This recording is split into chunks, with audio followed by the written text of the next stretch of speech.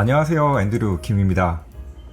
오늘의 트레킹 여행은 수도권 지하철 4호선 한성대 입구역에서 시작하겠습니다. 4번 출입구로 나갔습니다. 4번 출입구는 계단이 많은 점 참고해주세요. 나온 방향 그대로 조금 가다 보면 길 건너편으로 지난번에 한양도성길 1코스 백악 구간을 마무리했던 곳인 해암문이 보입니다. 해암문 옆으로 횡단보도가 있고 그 옆으로 한양도성길 2코스가 이어집니다. 한양도성길 2코스는 해암문부터 낙산공원과 흥인지문을 거쳐 광희문까지의 구간입니다. 제가 서 있는 왼쪽으로 나무데크 계단이 있었는데요. 계단을 따라 올라갔습니다. 이날 밤 10시부터 비가 올 예정이라서 하늘에 비구름이 한가득이었습니다. 계단을 오르다 보니 앞쪽으로 해암문이 보이네요.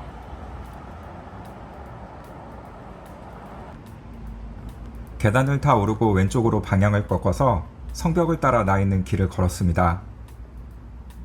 이제부터 한양도성길 2코스 낙산 구간의 본격적인 시작이에요. 걸으며 성벽을 보니까 구간별로 돌의 크기와 모양이 달랐는데요. 시대별로 보수공사를 하는 과정에서 돌의 크기와 모양이 달라졌다고 합니다. 그만큼 한양도성 성벽의 역사가 짧지 않다는 걸 알 수 있었어요. 성벽을 따라서 쭉 걸었습니다. 한양도성길 2코스는 경사가 완만해서 산책하듯 걷기에 좋았습니다. 이 코스의 길이는 약 2.1km이고 소요시간은 약 1시간 정도입니다. 이 코스의 양 끝 지점이 지하철역 근처라서 오기에도 좋습니다. 지금 걷고 있는 구간은 해암문에서 낙산을 지나 흥인지문까지 이어지는 구간인데요. 낙산은 서울의 좌청룡에 해당하는 산으로 내사산 중에서 가장 낮습니다. 낙산의 모양이 낙타 등처럼 생겼다고 해서 낙타산이나 타락산이라고도 불렸습니다.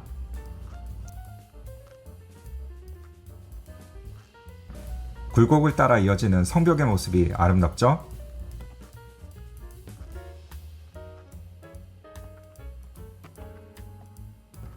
요즘 같은 날씨에는 덥지 않게 이렇게 저녁에 걷는 것도 좋은 것 같습니다. 갈림길마다 성벽에 붙어있는 길을 따라 걸으면 되니까 편했어요. 걷다 보니 각자 성석이 나왔는데요. 쉽게 말해서 성벽 구간마다 누가 어느 구간을 공사했고 담당하는지 실명제를 한 것입니다. 글자가 보이시나요?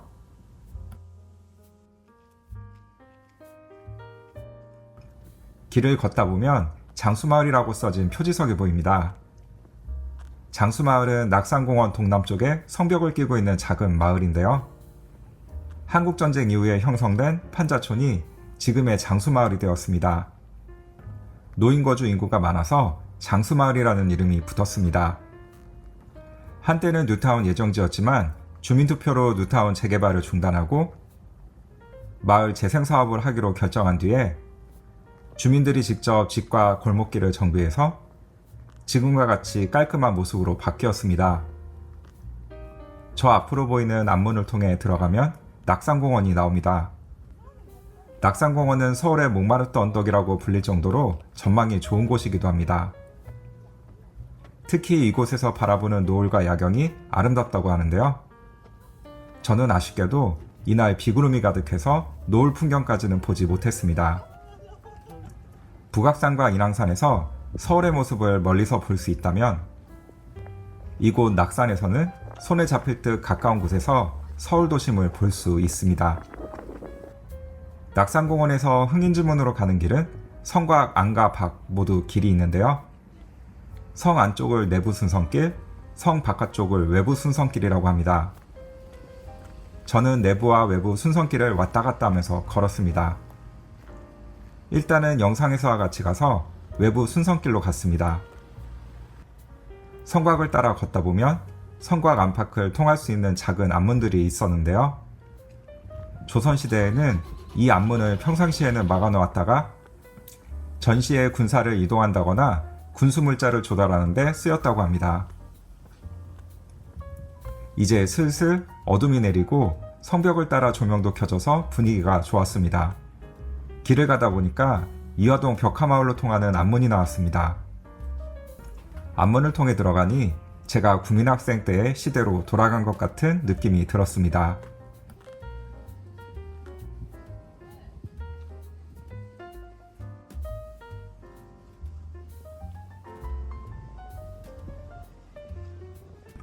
여행객들이 이곳을 많이 방문했을 때 이곳에 거주하는 주민들의 민원으로 유명한 벽화들이 사라졌다고 하는데요.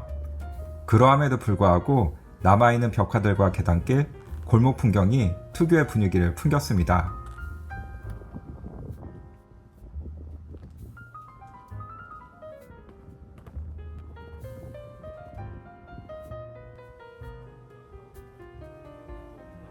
앞에 있는 낙산마트도 어릴 적 많이 갔었던 동네 슈퍼가 생각났어요.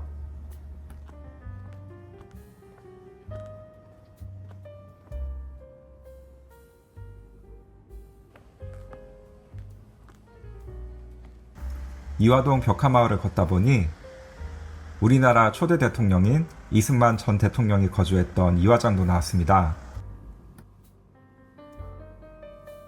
가로등 불빛이 비친 골목길 하나하나가 정감있고 분위기 있었습니다.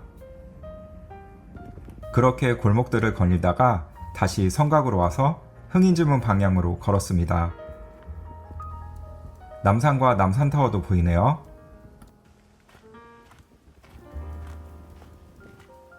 성곽을 따라 데이트하는 연인들도 있었고 벤치에 앉아 쉬고 있는 사람들, 반려견과 산책을 나온 동네 주민이 도심 속의 한양도성길을 살아 숨쉬게 하는 것 같았습니다.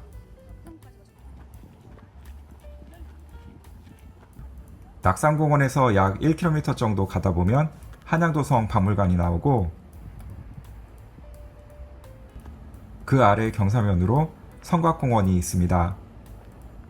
이 성곽공원에서 내려다보는 흥인지문과 성곽의 야경이 분위기 있더라고요.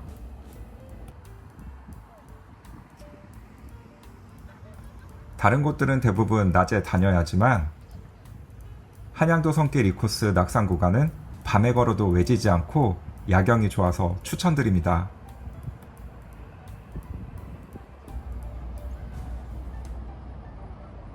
흔히 동대문이라고 부르는 흥인지문은 조선태조 5년에 축조된 문입니다. 현재 흥인지문은 고종 6년에 다시 지은 것입니다. 흥인지문은 한양도성 성문 중에서 유일하게 성 밖에서 성문이 보이지 않도록 옹성이 성문을 둘러싸고 있습니다.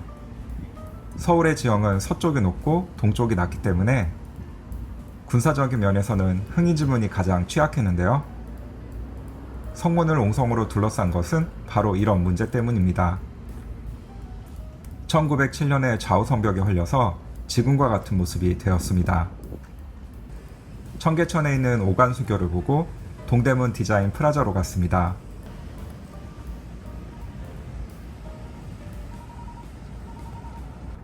이곳에는 성벽이 보이진 않았지만 그 주변으로 오간수문과 이간수문이 남아 있습니다. 이 아치 모양의 곡선과 DDP의 곡선이 묘하게 어울렸습니다.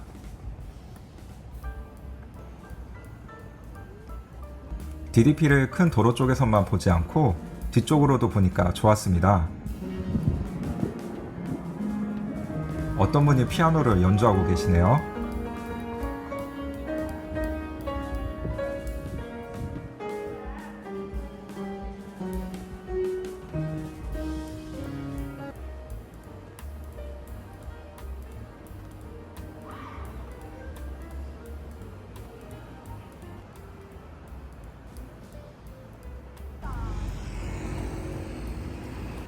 이제 광희문을 향해 갔습니다. 이때부터 중간중간 반짝하고 번개가 치기 시작했습니다. DDP에서 광희문까지는 가까운 듯 하면서도 그리 가깝진 않더라고요. 밤이 늦은 시간임에도 동대문 시장 쪽이라서 그런 걸까요? 오히려 사람들도 많고 분위기가 더 활기찼습니다. 길 건너편으로 광희문이 보이네요. 광희문은 한양도성의 4서문 중에서 남문입니다. 그래서 남서문이라고도 합니다. 이렇게 광희문을 끝으로 한양도 손길 2코스 낙산 구간을 완주했네요. 신기하게도 영상을 다 찍고 앉아서 쉬고 있는데 비가 한두 방울씩 떨어지더라고요. 방금 번개가 반짝했던 거 보셨나요? 지하철역까지 가는데 갑자기 비가 엄청 쏟아져서 옷이 홀딱 젖었습니다. 다음부터는 비가 올 예정이면 우산을 꼭 챙겨야겠어요. 오늘의 트레킹 여행은 여기까지입니다. 다음 여행에서 또 뵙겠습니다.